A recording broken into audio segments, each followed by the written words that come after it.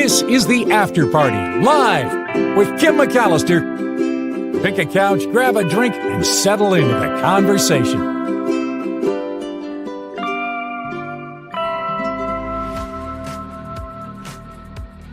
Trivia Thursday on the After Party. Yeah, woohoo! Here we go. I got one preference for earlier. A lot of people have no preference, but Wes would like us to do trivia earlier. Yeah, looking at the chat. Love that you guys are in here chit-chatting and hanging out and gathering and ready to have a more relaxing time. I know the world is a crazy place. Hilo Karen says, yeah, now we can relax for a while and escape. Thank you. That's the whole point of the After Party Live. Susan gets the cool down. Susan Roberts with a hello, everyone.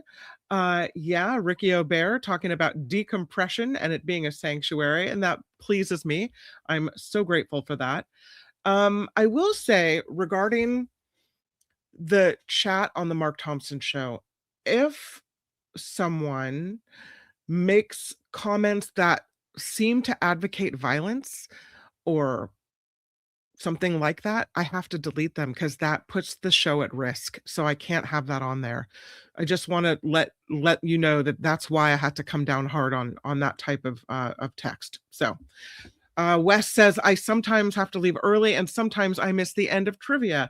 Worry no more. We will start it. Before we do, though, I do want to do one story because for anyone who's coming in to see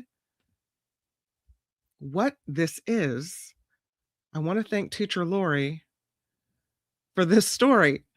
She sends me this article and it leads me on this crazy search. This is from Discover Wildlife, and thank you to Teacher Lori for the story. This crazy looking animal, according to the headline of the story, looks like a cross between a porcupine, a hedgehog, and a bee. It is one of the weirdest animals located in Madagascar. This animal is called it's called teneric. It's a teneric. It is a tenrec, Tenrec. Tenrec is the name of it. It's the lowland streaked tenrec, and it belongs to an interesting group. The species mostly endemic to the island of Madagascar, and despite all being quite closely related, they are very diverse. They vary hugely in body size, in their look, in how they live. They do closely resemble another species of animals they are not closely related to, some apparently looking like hedgehogs. I could see the resemblance there. Shrews, rats, mice. They are both an example of divergent and convergent evolution. The lowland streaked tenrec, distantly related to hedgehogs, has evolved sharp spines and as a defense from predators, and a very, looks like interesting habitat and lifestyles. That's what that is, a lowland streaked tenrec. I had never seen anything like it. And as a matter of fact, they go on because I clicked on a link on this page and they have nature's most bizarre mammals on the planet, 10 of them. Let's see in the chat if you can figure out what these guys are. Now, that just kind of looks like a lemur, right? Isn't that what that looks like to you? Yeah. He's cute, though. Look at his big old eyes. He's kind of adorable. All right, you ready? Here's the, and then we'll get to trivia. These are the 10 most bizarre creatures on the planet. The weirdest mammals, according to this Discover Wildlife article, and thanks again to Teacher Lori for navigating us here. Look at that guy. This is the echidna, which kind of looks porcupine-ish as well, but no, the spikes, they say, are just the beginning. The echidna is a monotreme, unlike the porcupine. It has a bird-like beak, a pouch like a kangaroo. It lays eggs like a reptile, and it has the strangest Penis in the animal kingdom, it's a four-headed member formed of two erectile tissues. One of the tissues fills up with blood to maintain the erection. The other ensures the urethral tube remains open. These are small, solitary mammals native to Australia, Tasmania, and New Guinea. The next one I think you're going to love. It's the pink fairy armadillo. Look at that one. That's a pink fairy armadillo. Isn't that an interesting looking creature? It is nocturnal, the smallest armadillo species in the world, spends most of its life underground. The pink fairy armadillo, rarely spotted, that's why they have the name fairy in there. Its thin shell is both for protection and temperature regulation, containing blood vessels that empty or fill up to help manage the armadillo's body temperature, and that's why it looks pinkish. The pink fairy armadillo has huge feet. Look at those hoppers with front claws designed to help with burrowing. This next one is called a colugo. Check this out. It's a colugo. Its wings almost look square, right? The colugos are known as flying lemurs. They are not technically lemurs, and they don't actually fly, but they have huge eyes and a membrane of skin that allows them to glide between trees of distances of up to 150 meters. So they're not flyers, they're gliders. The next one is called an okapi. Check this one out. It's kind of like a zebra, but not. That's the okapi. The okapi is known as the forest's giraffe, a close relative of the giraffe, but the striped markings make it look more zebra-ish. It looks like a half zebra, half giraffe. It has a tongue nearly 50 centimeters long, with a chocolate or reddish brown coat and white horizontal stripes and rings on its legs and ankles. They're predominantly solitary creatures, but they come together to breed. We saw this one the other day. This is a naked mole rat. Look at him in his wrinkly, squishy face. This is one of the strangest rats in the world. It has a star-shaped nose. It's the world's most poisonous rat. There's no denying these creatures are weird looking, but they are the only cold-blooded mammal in the world that can survive 18 minutes without oxygen and feel no pain. And we talked about how they like environments that are lower in oxygen than humans recently. They live in these vast underground colonies that are led by a queen capable of producing dozens of offspring a year. The next one is the saiga antelope. And there she is. Look at her nose. I say her. I don't know if that's a her. These creatures, the saiga antelope, were facing extinction 20 years ago because they were poached for their horns, which are used in Chinese medicine. The females were outnumbering the males by 10 to 1.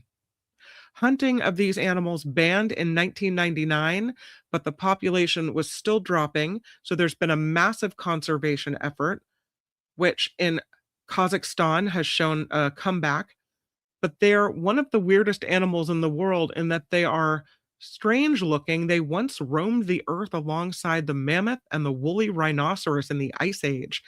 In the winter, they have this bulbous nose that warms the cold air they breathe and helps filter dust and cool the animal's blood when it gets hot. Here's another weird mole. It's the star-nosed mole. Check that one out. That is a weird looking animal. It's almost like you don't know which end you're looking at. The star-nosed mole has a bit of a superpower. It's packed with 25,000 sensory receptors. Compare that to the 17,000 found in the human hand. It is the most sensitive organ in the animal world, this star nose, even though it's really, really strange looking. The Horsefield tarsier. I thought it was a lemur. It's not. It's a tarsier. There it is.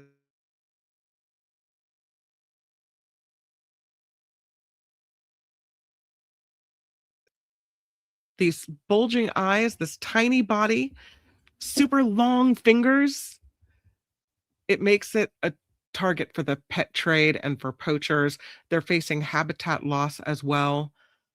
And light and noise pollution is big for them. So recently, it's scientists have discovered these guys are having trouble sleeping. Look at this one. This is the long-eared jerboa. Look at that. That has a long tail too, and long ears. The long-eared jerboa. This is a species on the edge of extinction. It lives in a desert habitat. It's a mouse-like rodent with a long tail, long hind legs, and exceptionally large ears. Of course, we have to put the aardvark on the list, and there he is. The aardvark gets the name from a South African word meaning earth pig, and it looks like a pig, but with a long nose and long sticky tongue that helps them dig up termites, mounds, and ants' nests. It's huge and weird looking, right?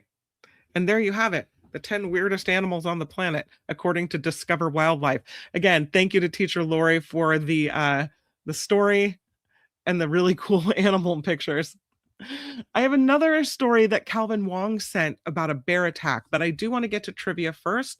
So without further ado, it is Trivia Thursday, after party style. And the first question today will be, speaking of animals, what country has the largest population of tigers? What country has the largest population of tigers? I'm going to the chat. And here I am. Yeah, thank you, teacher Lori. And maybe, I don't know, they might be part of the trivia test. India, says Hilo Karen. India is the correct answer. India has the largest population of tigers. Cameo had it. William Martinez had it. What the Sizzle has it. Who else had it? I have a John Watson and a Nullifidian and an Eileen and a Donna Holm. Vanessa, Liz, Agent Kitty Feets, Mama. Nice. Yeah, India says be aware. Yvonne has it. Sandy has it. Not Detroit. No. Okay. The next question for you. What are female mountain goats referred to as? What are female mountain goats referred to as?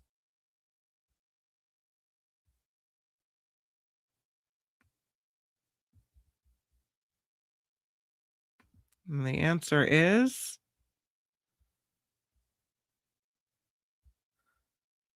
I got a use, I got a gals. Use, you. The correct answer is nannies, and be aware has it. Nannies is the right word that I'm looking for. The female mountain goats are referred to as nannies. Yes.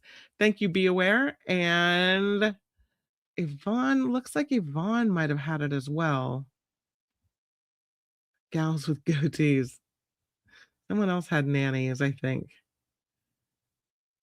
Nannies, looking for the answer. Oh, Donna has nanny. Yeah, nanny. Okay, next question is, what percentage of the Earth's wildlife is found in the ocean?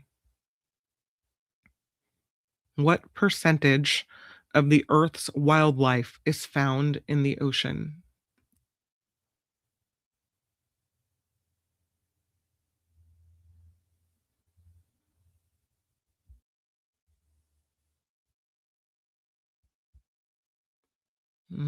I have an 85, a 90, an 86, a 65. Phineas says 80. Cameo says 92. Probably the closest so far. I've got an 80, an 80, a 60, a 70, a 60, a 60, a 70, a 79. The answer, I'll give it to Cameo. The answer is that 94% of the wildlife on Earth is found in the ocean.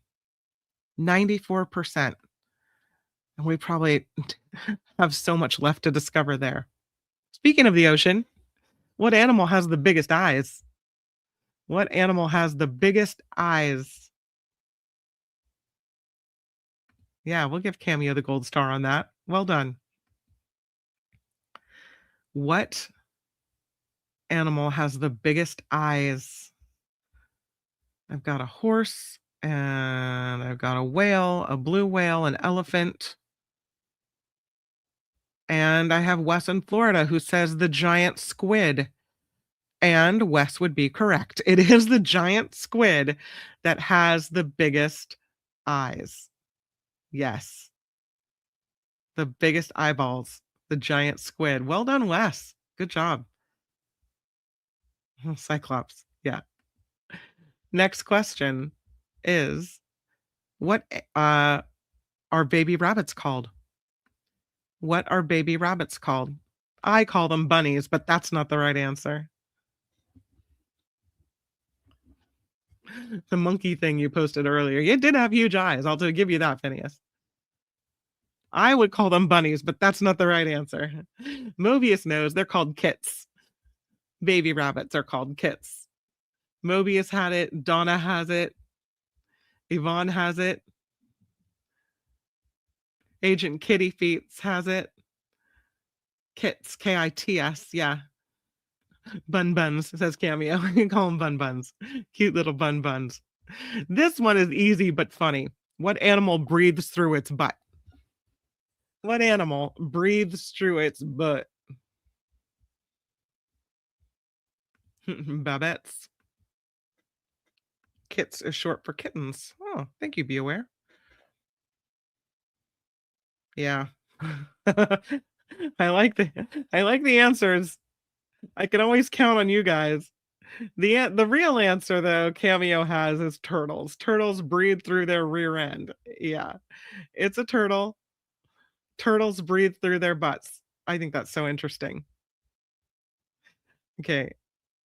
Next question is going to be, what is a single strand of spaghetti called?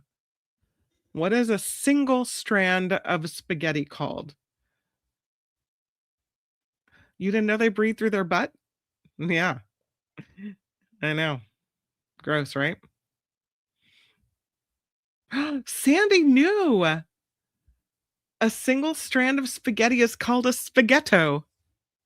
You'll never forget it now. I was eating a spaghetto.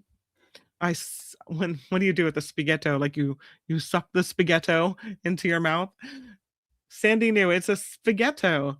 Yeah. You would call it a noodle? Not anymore. Now you're calling it a spaghetto. Mm-hmm. Yeah, that is correct. See, you never know what's going to come in handy for trivia. Okay, the next question.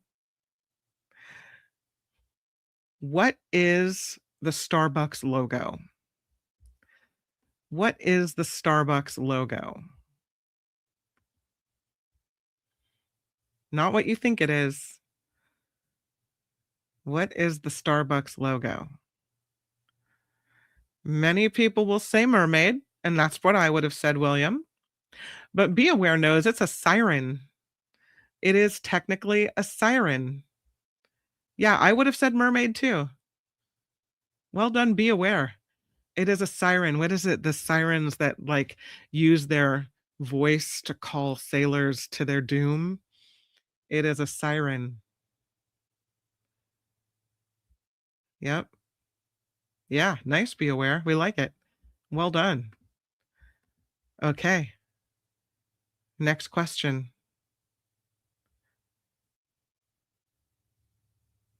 The household vacuum was originally developed by Black& Decker as a tool for sample collection on the moon.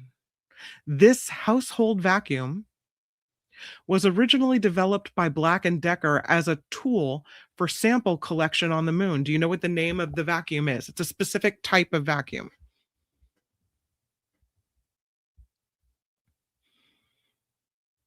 Mobius knows. It was the Dustbuster. Did you know that? The Dustbuster was developed by Black& Decker so they could collect samples from the moon. I had no idea. Love that. Next question. What is the best-selling video game franchise? Looks like a lot of people knew it. Mobius had Dustbuster. Phineas had Dustbuster. So did Donna and Teacher Lori. Moonsucker. That was a good guess. You never know when you're going to get it right? Yeah. Best-selling video game franchise is going to be the Mario games. Yeah, Hilo Karen has it first with Mario. Be Aware says Mario. Yep. Super Mario. I'll take any form of Mario. Donna says Mario. Kitty Feets on Mario. Sandy. Mario says Wes. Yep.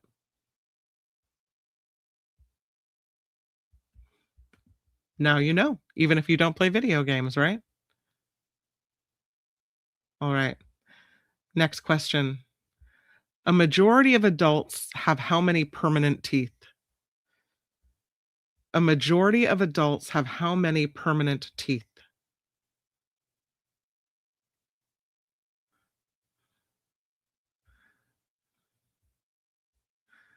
Yes, Wes made a leg lamp.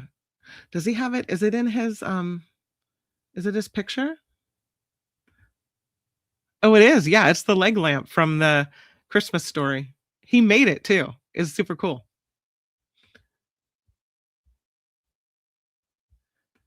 Question is, a majority of adults have how many permanent teeth? And it looks like a lot of you knew. Hilo Karen says that's 32. That's correct. Nullifidian has 32. So does Eileen and Cameo. Mobius has 32. So does Be Aware and Yvonne. John Watson, Sandy. Wes. Teacher Lori has 32. Unless they play hockey, says Blue Spark. Phineas has 32. Well done. Nice. 32 is the answer. We like it. According to Instacart, what is the most disliked food in America? According to Instacart, what is the most disliked food in America? Not in Kentucky, says Doug. Liver, says Sandy. And Phineas, Brussels sprouts. I got a Marmite, a bananas, a liver, broccoli. I like broccoli. You don't like broccoli? Lima beans. The answer given by Gordon is anchovies. According to the fine people at Instacart, anchovies is the most disliked food in America. Anchovies is correct. I have little cans of anchovies in my kitchen because my husband makes Caesar salad dressing. He makes a really good dressing, but he puts them in there. Anchovies is the right one. I think you're the only one that got the answer, Gordon. Yeah, good job. Anchovies. I wouldn't have thought that was the most disliked food in America, but I don't really crave it. Gordon's taking a bow. Well done. Blue Spark, I love anchovies. No Caesar salad without them. Right. Fine. More anchovies for the rest of us. Great umami. Yeah, the dressing. Phineas says if they're blended, they're okay. Yeah, they are. They're in Caesar salad dressing. So I don't like it when they serve a Caesar salad with the fish on the salad, though, like with it sitting there looking at you. Yeah, not a fan of it. The line, Your mother was a hamster and your father smelt of elderberries is from what 1975 movie? Your mother was a hamster and your father smelt of elderberries. What movie? Mhm. Yep, movie is new. It's, Monty Python and the Holy Grail. Mobius has it, William has it, and John Watson has it. Agent Kitty Feets too, and Be Aware, and Sandy, and Donna. Yep, Be Aware. Phineas has it, so does Yvonne, and William, and Cameo. You guys got that one. How many noses does a slug have? How many noses does a slug have? You know? This would be some random knowledge if you actually knew it.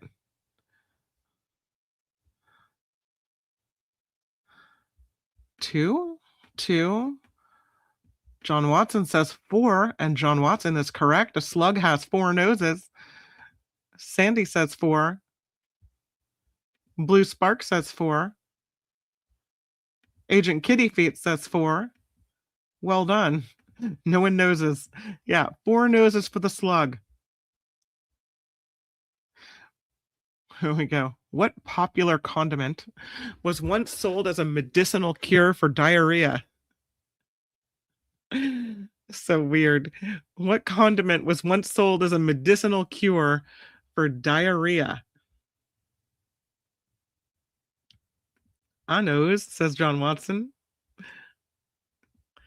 I got a mustard, a mustard, a mustard. Hilo Karen says ketchup. Hilo Karen is correct. When first introduced, it was sold as a medicinal cure for diarrhea, and that would be ketchup. Hilo Karen has it. And oh, Worcestershire sauce is a good answer. Yeah. Mayonnaise. I would think that would induce diarrhea. Tabasco. I am not, you got it right. I'm not kidding. It was ketchup. Yeah. Hard to believe that ketchup would be a cure for diarrhea, but hey, whatever. And cocaine was in Coca-Cola, right? So next question. Some of these are way too easy. If you have a pizza with 16 slices, no, I'm not doing that one. Nope, not gonna work. How about this one? In a quest to replace rubber, James Wright accidentally invented what common toy?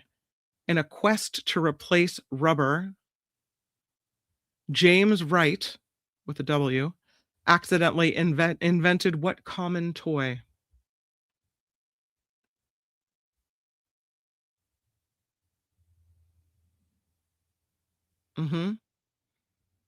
I got a Gumby. I got a ball. I got a bouncy ball. The answer is silly putty. Be Aware knows it's a silly putty. What the Sizzle has it too. William has it. So does Wes. Ooh, Play-Doh, a good answer, Rev P. Agent Silly Feet. Agent Kitty Feet says silly putty. Nullifidian has silly putty. Ranting Teacher Lori has silly putty. So does Vanessa.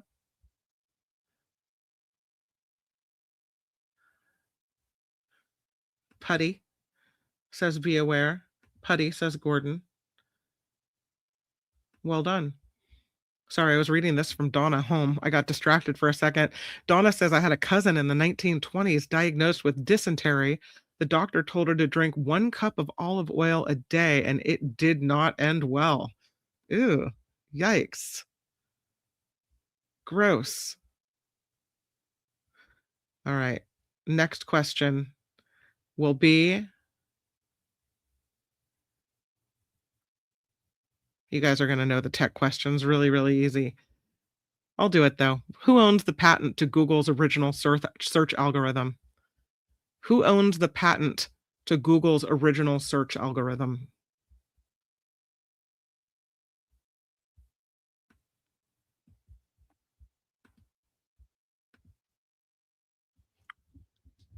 Who owns the patent to Google's original search algorithm? You would think it would be Sergey and Larry. Nope, it isn't. Oh, I thought you guys would have totally gotten this one like fast. Grimm, no. Bryn, no. Sergey, no. Al Gore, no. Bill Gates, no. Apple, no. Satan, no. I don't think so. NASA, no. Gates, Jeeves, the alphabet. Yvonne throwing her hands up. Donna Holm knows it. Stanford University owns the patent for Google's original search algorithm. That would be Stanford University. Yes, that is true. Well done, Donna Holm. On it. Wes says, I worked there and I didn't know. Yeah, I think they were students at Stanford, right? When they developed it. What was Mac's first web browser called? What was Mac's first web browser called? Yeah, nice one, Donna. Good knowledge. Loving for Donna going on. Oh, Donna. What was Mac's first web browser called? Don't look it up. You gotta know it. I got a Safari. I got a Fox. I got a Safari. I got a Firefox. I got an Apple. I got a Netscape. Macintosh. Firefox. Macs. It was called, anybody? Samba. S-A-M-B-A. Samba or Samba. Mac's first web browser was called Samba or Samba. Mm-hmm. Yep. No, I love it. How about this one? What was Nintendo's first game called? Do you know that one? What was Nintendo's first game called?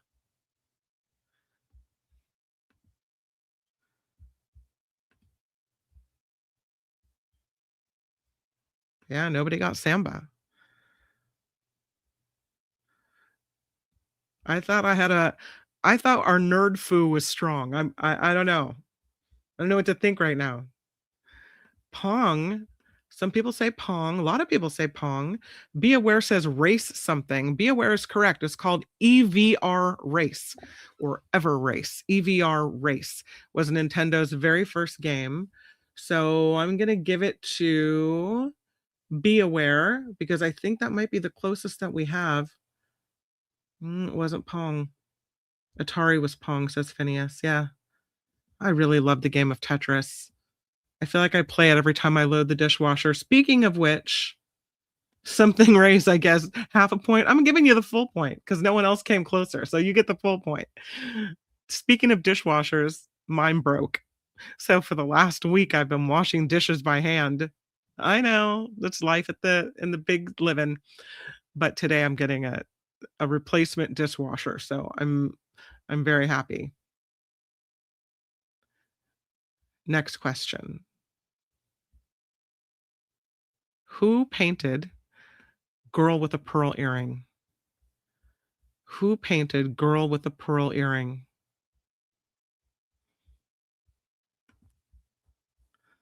Vanessa doesn't have a dishwasher. I think if you are living alone or with maybe two people, it's not that big of a deal. I'm telling you, these kids go through dishes and cups. I'm finding cups all over the place in this house, half full cups everywhere. So the answer is Johannes Vermeer, and John Watson says Werner, which I think he meant Vermeer. I'm going to take it as that. Vermeer also, Van Meer says Donna Holm. It's Vermeer, but yes, true. I'm giving you the credit.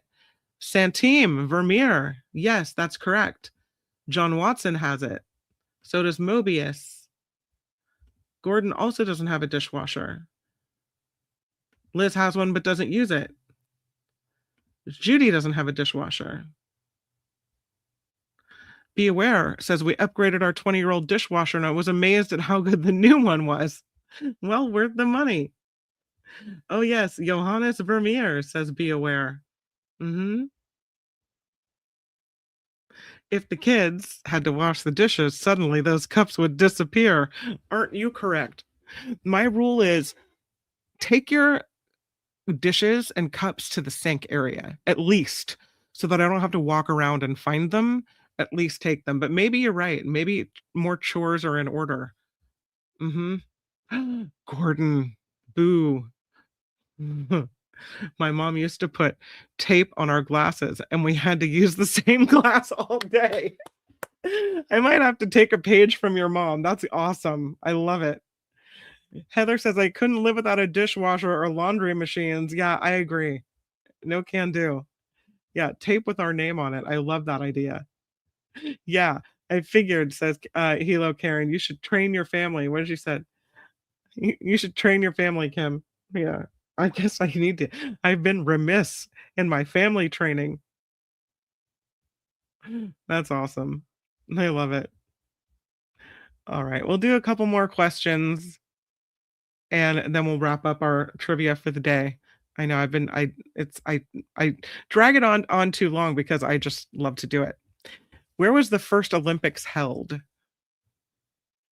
They want the name of the stadium. Where was the first Olympics held?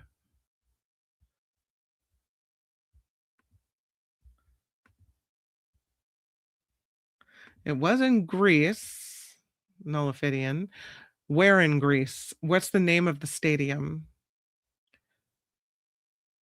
So Nullifidian says Greece. What the Sizzle says Greece. I got an Athens from Phineas, a Sparta from Mobius, a Parthenon from Sandy, Olympic Stadium from Cameo, a Parthenon, an Athens, a Sparta, a Rome. The first Olympics was held at the Panathenaic Stadium in Greece. Panathenaic Stadium in Greece. That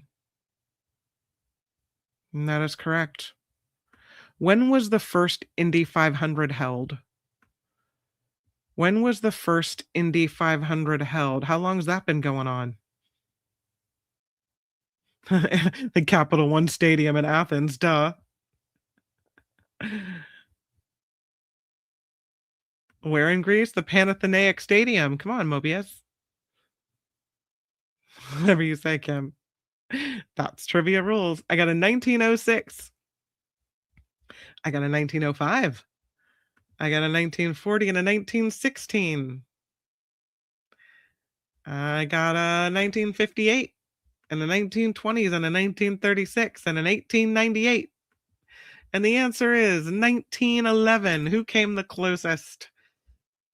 I think John did. 1906 looks like the closest. Maybe What the Sizzle? 1916? The answer is 1911. So I think What the Sizzle. Yeah. I think you might be the closest. By default, you are the winner. All right. And the last question of the day. Which number does every Major League Baseball player wear on April 15th?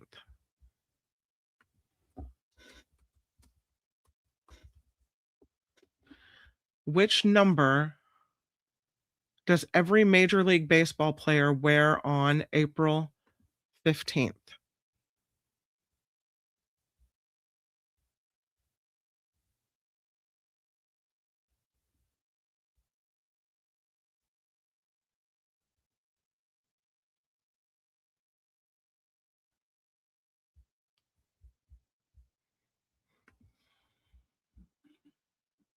Yep.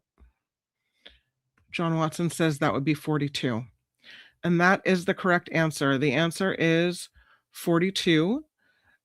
Because that is the day in Major League Baseball commemorating and honoring the day Jackie Robinson made his Major League debut. celebrated at major league ballparks on that one day. All players, coaches, and managers on both teams and the umpires wear Robinson's uniform number 42. That is correct. So, well done. John Watson with 42. Donna Holm with 42. Cameo with 42. Yvonne has 42. Mm-hmm. All right. Well done. The answer to all. And Yvonne with some baseballs for us. That, my friends, is Trivia Thursday after party style. Well done. Thank you for playing. Loved it. I have a few more stories, though, to bring your way. And one of them is about the auroras. Did anybody see the auroras on Monday night into Tuesday?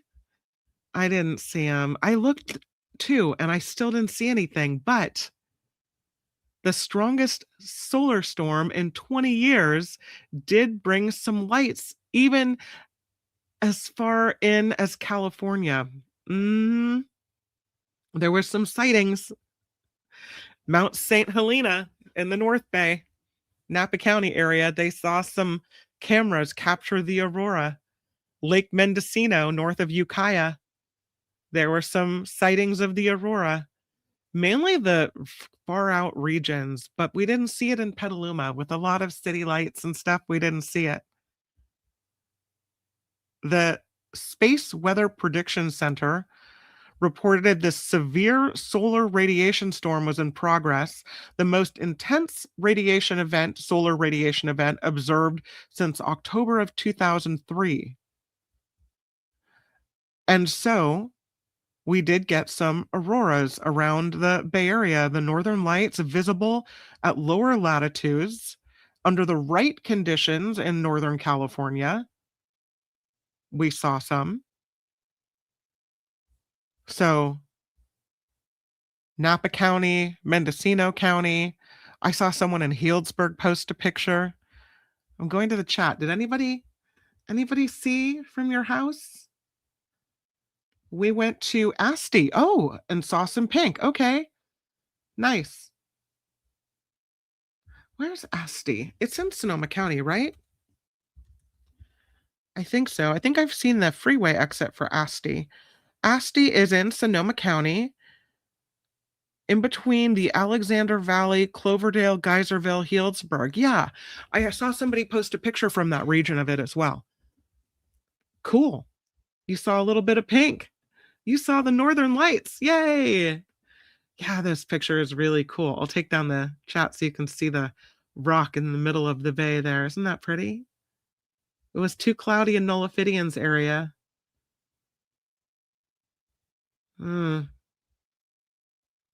Very rare in Hawaii, but it has happened. Oh, that would be really cool. Yeah. Asti between Healdsburg and Cloverdale, right.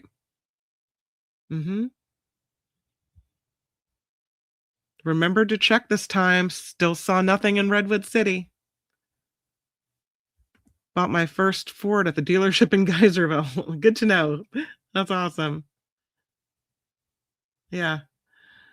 I thought that was cool. I'm glad that you saw it. That's awesome. I didn't see it, but I still haven't given up hope that I will someday. The world's oldest rock art now is thought to have been uncovered in a cave in Indonesia. This is a claw-like drawing of a human hand. You can see it up in the corner there. And they think it's 67,800 years old. That's rather specific. But this claw-like hand drawn on the wall of a cave in Sulawesi, Indonesia, is now the oldest known rock art in the world, exceeding the previous record holder in the same region of Southeast Asia by 15,000 years or more. The drawing, detailed in a study published in the journal Nature, archaeologists say it helps fill in the timeline of when the area was first settled. The cave paintings were discovered by an international team of researchers. It's preserved in limestone caves on one of Sulawesi's satellite islands called Muna. It's a fragmentary hand stencil on this wall. A hand stencil is an outline or template of human hands often found on ancient cave paintings. They think the hand may have been made by tracing the hand or using it as a stencil, putting charcoal powder into a reed like straw, and then spraying the powder around the hand's shape or simply eyeballing it. Some hand stencils are engraved into the wall rather than painted on. They say the hand stencils have been found in caves in Europe, North America, and throughout Southeast Asia. It's like we were here, right? Saying we were here. I have another picture of it. I'll show you. You can see this one is kind of more carved in. Let me show it to you. It's like the ultimate Kim was here. Mobius was here. There it is. You kind of see. They put the hand up and then either etched it in or sprayed around it and then etched it in. Don't know. The hand stencil in this cave in Muna, Muna, is surrounded by more recent painted art as well. So, in order to determine how old it was, they used uranium series dating techniques, analyzing microscopic mineral deposits that formed on top of and beneath other cave paintings in the area. The team dated the hand stencil to about 67,800 years ago, making it the oldest reliably dated cave art yet discovered. Pretty cool. The hand stencil indicates that the Muna cave was used for making art over a long period of times because paintings were repeatedly produced there for at least 35,000 years. That's a long tradition. And that they're linked to the ancestors of Indigenous Australians. So that's cool. Now evident, they said, from this new phase of research that Sulawesi was home to one of the world's richest, most long-standing artistic cultures, with one of the origins and earliest history of human occupation of the island. That done by the researchers at Australia's Griffith University. So that's pretty cool. There's a new monster hand, and it's a robot hand.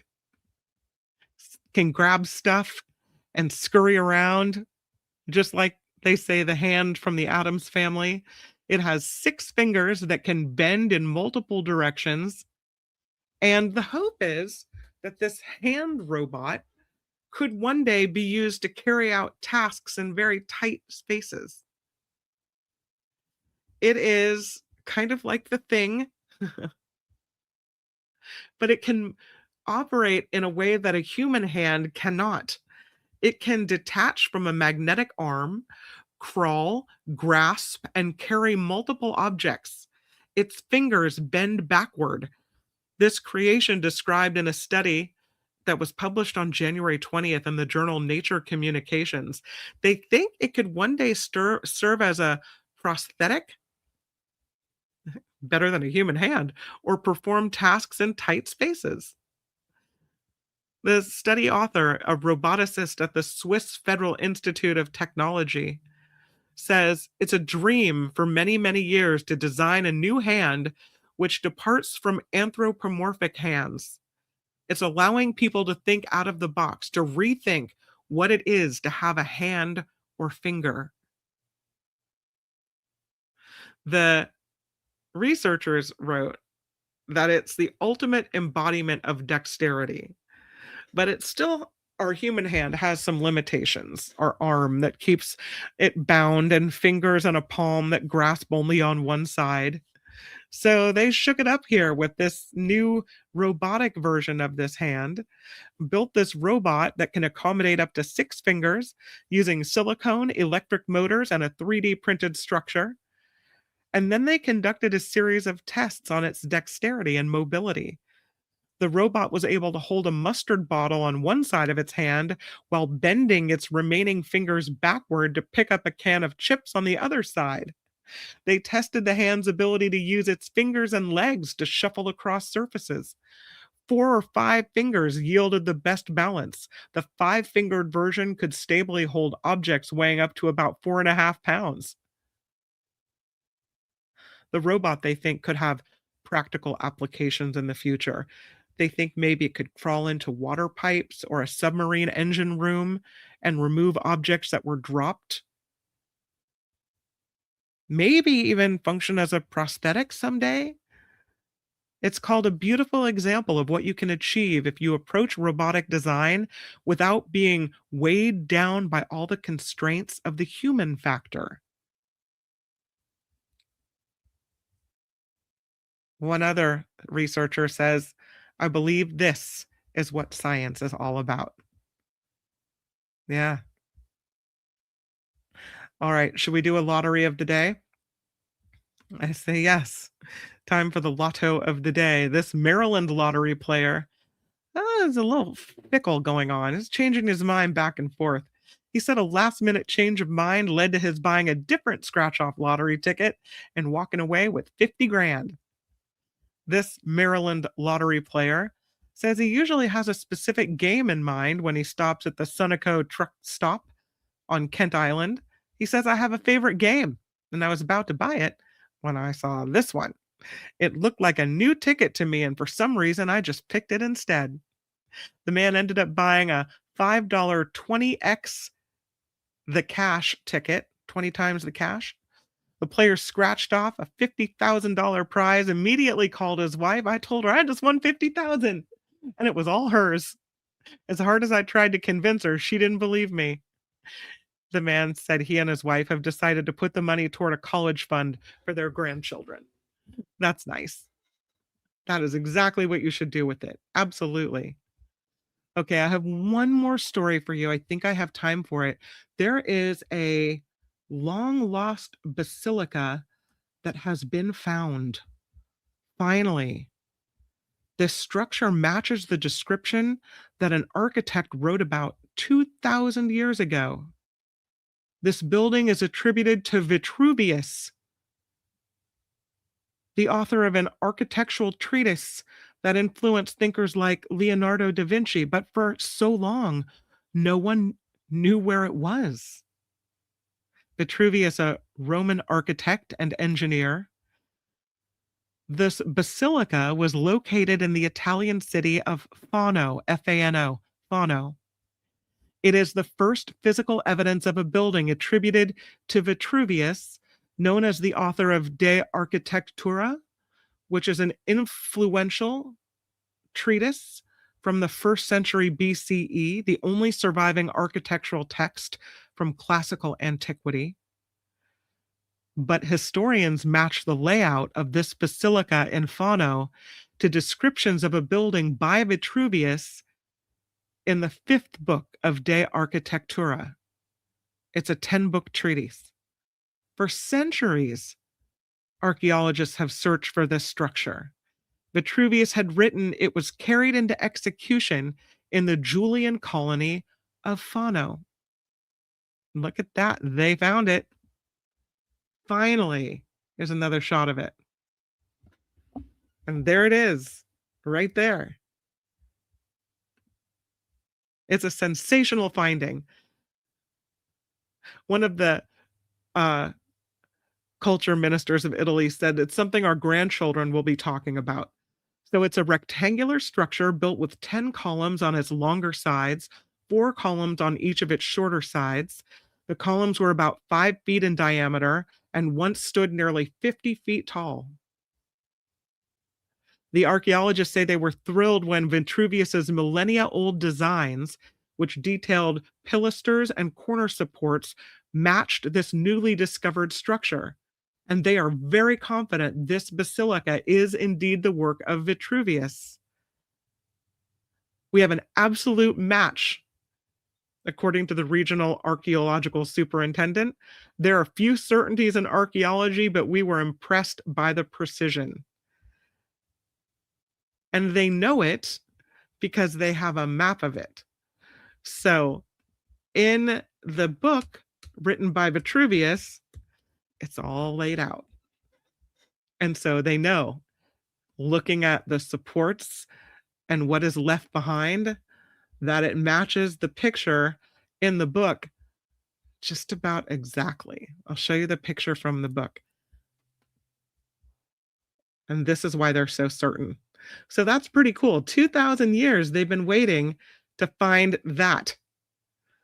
You can see the supports and the columns and the layout. And that is exactly what they found here. And here.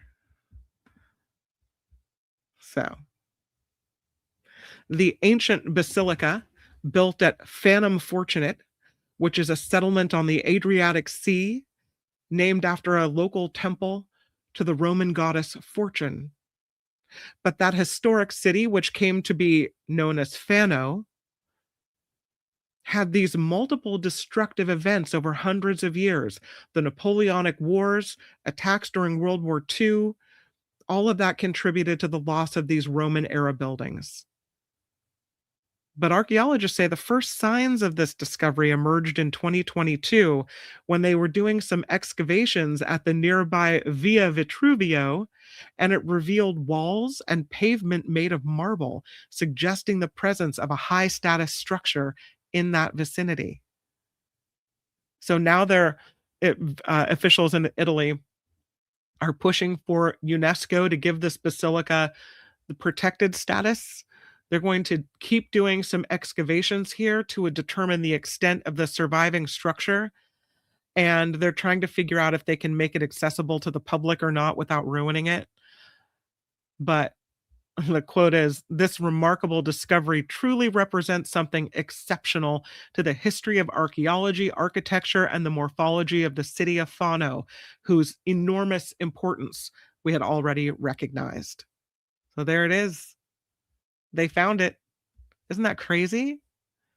2,000 years old. And there it is, sitting right there the whole time. Thank you to everyone for supporting this show. Huge thank you to teacher Lori for the animal stories today. Tomorrow I'll get to Calvin Wong's story about the bear attacks. Crazy. Thank you to everyone also who supports the show in a financial way. Could not do it without you. And I just so appreciate Wes, who today throws in another $5. Wes, so generous. Alicia P has a recurring payment that went through overnight. Vicky S as well. Thank you so much for the help in keeping the show rolling. Really, really nice. And thank you for all being here and playing trivia as well.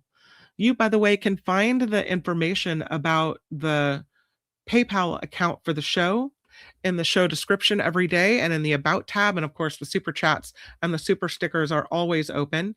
I do want to make sure that everyone knows that tonight it is, there it is, the Nikki Maduro Show. Yay! 5 p.m. Pacific time tonight. Nikki and I will talk about cocktails and mocktails and politics, and it'll be fun. And I hope you have the time to join us. That is 5 p.m. Pacific right here on YouTube, The Nikki Maduro Show. I hope to see you then.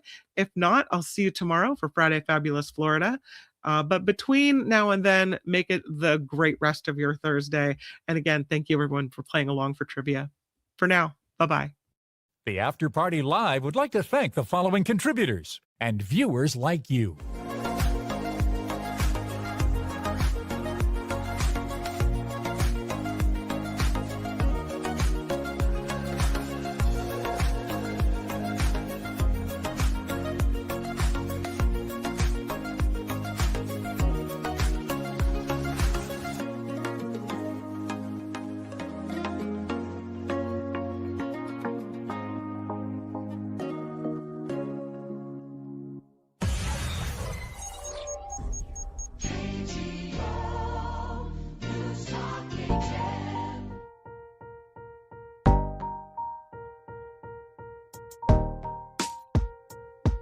Hello, Karen with a 20 says the show was so fascinating. I didn't work on my project. Ooh, I'm sorry. I like the Mark Thompson show. Realize my per day donation is far too paltry. I need to update my monthly contribution. Well, hello, Karen.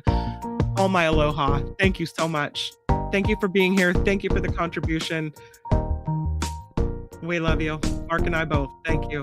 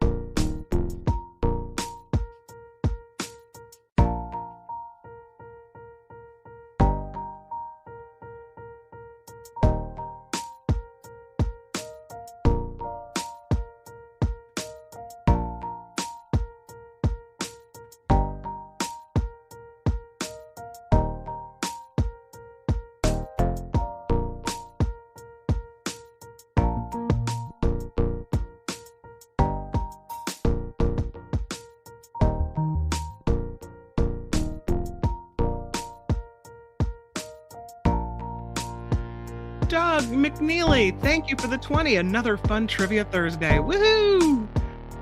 Thanks, Doug. Thank you, thank you, thank you.